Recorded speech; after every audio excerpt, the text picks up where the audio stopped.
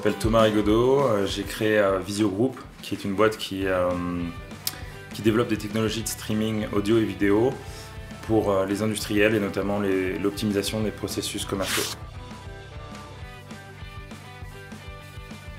Alors, je voudrais rendre hommage à mon père qui a su reprendre au moment où notre boîte a su, je dirais pas décoller, mais prendre forme.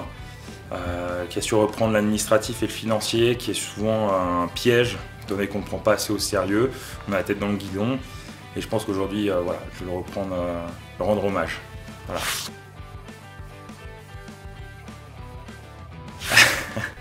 Au percepteur qui m'a fait beaucoup de mal, notamment en fin d'année. Encore une fois, c'est une question de gestion, j'assume la faute, mais c'est vrai qu'en France, on n'est pas du tout aidé par le gouvernement et notamment par l'automatisme du percepteur qui ne comprend pas les problématiques auxquelles on est confronté, qu'on n'a pas une régularité qui nous permet d'anticiper, surtout dans les early stage, ce genre de dépenses-là. Ouais, la montagne c'est super cool, la plage c'est cool aussi. Alors dans mon cas, j'ai passé 6 mois à New York pour développer mon produit à Brooklyn, dans un sous-sol. Donc se retrouver à la montagne à l'air frais, avec des gens très intéressants, très sympas, avec qui on peut échanger librement, que ce soit des conférenciers ou des attendees. Je trouve que c'est une super bonne ambiance et la montagne ça nous permet de respirer un petit peu dans notre quotidien où on est souvent à l'étouffer, quoi. Je dirais que ça sert pour soi comme pour les autres. Keynes disait que la somme des intérêts personnels concourt à l'intérêt collectif. Je pense que innover, c'est essayer de mettre en place une nouvelle perspective dans notre manière de voir les choses, de voir la société, de voir la technologie, de voir la science. Et ça nous permet de toujours nous remettre en question. Je pense que c'est l'avantage qu'on a d'avoir un jugement qui nous permet justement de nous remettre en question en temps et en heure. Et innover, c'est répondre à cette remise en question en quelque sorte. Ouais. Ça nous permet de créer de l'emploi, ça nous permet de pousser cette innovation qu'on essaie de mettre en place. C'est très important pour la société, c'est très important pour nous. C'est prouvé que de toute manière, d'être régulier dans ses revenus ne veut pas dire qu'on va rester au même seuil mais qu'on va décliner. Du coup, la croissance, ça nous permet de déployer notre innovation, de convertir de plus en plus de personnes à notre projet, à notre vision. Et bien entendu servir plus de clients et du coup s'implémenter d'une manière plus générale. Ouais. Je trouve que c'est le plus important. Aujourd'hui on a des frontières, ces frontières limitent uniquement le pouvoir politique dans sa redistribution, des revenus notamment, de ce qui perçoit des entrepreneurs, des créateurs comme des sociétés qui sont comme les vieux dinosaures. Aujourd'hui, la fondation, c'est l'accomplissement de soi et ça nous permet de librement redistribuer des ressources qu'on aurait pu capitaliser tout au long de notre développement, tout au long de notre croissance, soit sur 5 ans ou sur 50 ans, et d'accomplir un projet qui est complètement tiers, qui est celui de se dire bon, bah, le profit maintenant, le profit est différent, c'est plus un profit financier mais un profit en nature. Et la fondation, je pense que c'est le plus important, ça nous permet, quel que soit le thème de cette fondation créée, un moyen de tendre la main à des personnes qui, sans vous, n'auraient pas la possibilité justement d'accomplir ce que vous avez accompli. Et je pense que c'est super important, ouais, on n'est pas tout seul. Bon, la continuité de la fondation, Business Angel, la différence entre Business Angel et une fondation, je dirais que c'est uniquement dans le principe même du profit et du retour sur investissement.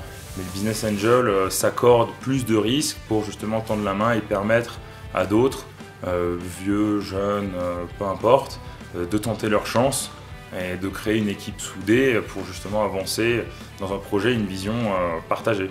Et je trouve que c'est la meilleure des choses qui puissent exister aujourd'hui. Ouais. Il faut faire la différence entre être un entrepreneur green parce qu'on a la conviction qu'aujourd'hui il y a des nécessités, il y a des besoins, que ce soit pour la planète, que ce soit pour la société, et un entrepreneur green qui se mettrait dans le green juste pour le marché et pour l'étendue du marché qui vient de se créer. Chez Visio Group, on a la possibilité, on réduit de 92% les émissions de CO2 de nos utilisateurs. C'est une dimension qui a sa place aujourd'hui, que ce soit en termes de discours commercial comme en termes de discours tout à fait humain. Et je trouve que si on y met tous la main à la pâte, on a la possibilité de couvrir en fait, les générations qui vont nous suivre, comme ça l'était lorsqu'on parlait de finances. Ouais.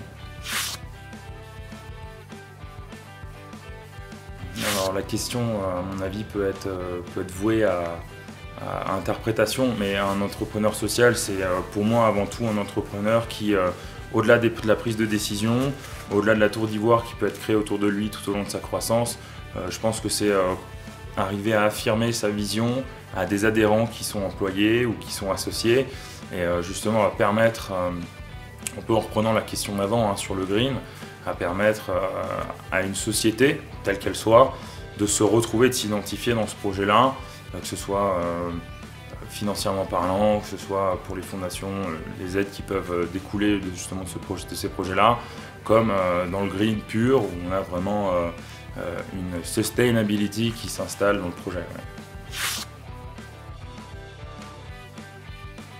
Alors je ne sais pas si je suis un entrepreneur visionnaire, je suis un entrepreneur. Ça certes, étant donné que j'ai renoncé à tout ce qui était derrière moi pour me lancer dans mon projet, qui est aujourd'hui une société, qui aujourd'hui est confrontée à tout un tas de problèmes, mais je pense que la rencontre, le fait de se développer, que ce soit sur le territoire national, le territoire international,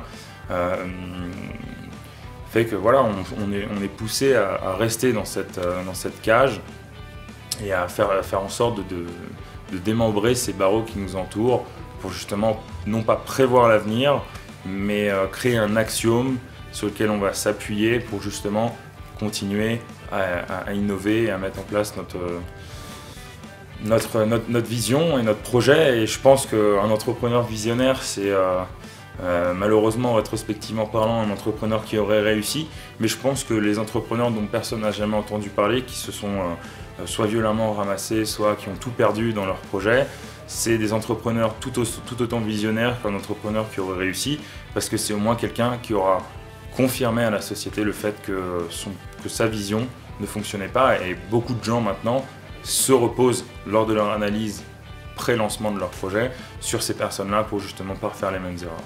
Donc à mon avis, un entrepreneur, on pourrait rajouter un trait d'union à entrepreneur visionnaire, parce que c'est à mon avis la même chose.